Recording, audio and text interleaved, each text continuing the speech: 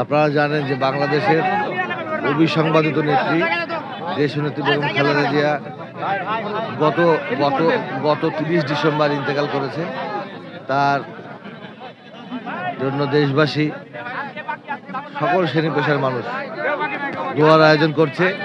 আমরাও বিভিন্ন জায়গাতে দেখছি যে বিভিন্ন আমার পাবা মোহনপুরবাসী বিভিন্ন এলাকার আজকে যেমন জাহানাবাদ ইউনিয়নের গতকালকে আপনারা দেখেছেন সব জায়গাতে এরকম তার জন্য দোয়া করছে। আমরা তার জন্য দোয়াই করছি, দেশবাসীর জন্য দোয়া করছি। আর আগামী দিনে যেন দেশের মানুষ ঐক্যবদ্ধ থেকে দেশ পরিচালনা করার জন্য জাতীয়তাবাদী দলের পক্ষে যেন আমাদের সবাইকে নিয়ে আমরা কাজ করতে পারি, এটাই হচ্ছে আমাদের আজকের মূল লক্ষ্য। যেটা যখন হবে তখন সেটা বোঝা যাবে।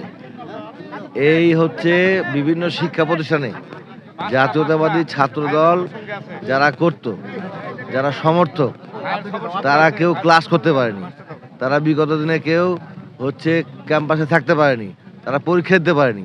সুতরাং এইটা হচ্ছে যাদের সুযোগ ছিল, আমরা এখন বললে সমালোচনা হবে, অনেকেই অনেক ভেষ ধরে গুপ্তভাবে বিভিন্ন রাজনৈতিক দল পরিচালনা করে গেছে।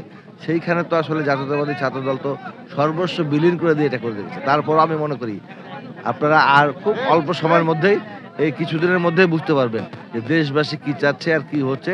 ইনশাল্লাহ ওগুলো সব ঠিক হয়ে যাবে। আপনারা তো দেখছেন আমাদের নেত্রীর অভাবটা তো আমরা হাড়ে হাড়ে টের পাচ্ছি, এবং আমরা চাচ্ছি আমাদের যেটা চাওয়া পাওয়া ছিল যে আমাদের নেত্রী আমাদের বিভিন্ন জায়গাতে এসে আমাদের ধানের শীষের পক্ষে ভোট চাইবেন, সেটা তো আর উনি পারছেন। উনি তো আমাদেরকে বিদায় দিয়ে গেছেন, আমাদের কাছ থেকে বিদায় নিয়ে গেছে, কিন্তু তিনি সশরীরে বিদায় নিয়েছেন।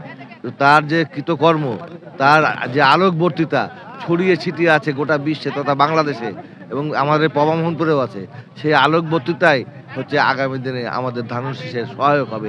এটাই হচ্ছে আমাদের মন্তব্য।